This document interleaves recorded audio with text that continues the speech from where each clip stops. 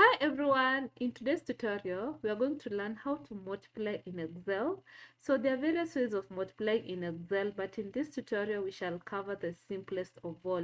We are going to multiply values in column D with values in column E, and we shall do our calculations in this particular column.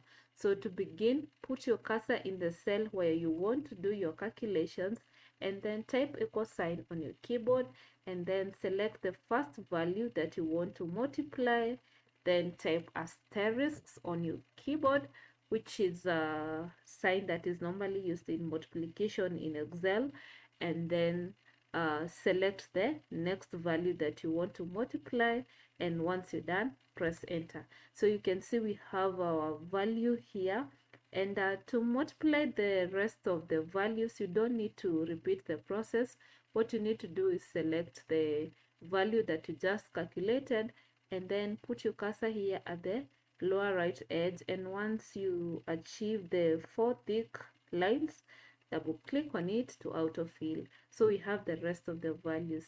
Please note you're not limited to multiplying just two values. You can multiply as many as you can. For example, if I add another value here and then multiply, you can just type equal sign and then select the first value, then asterisks, then the next value, then asterisks, then the last one, and then press enter.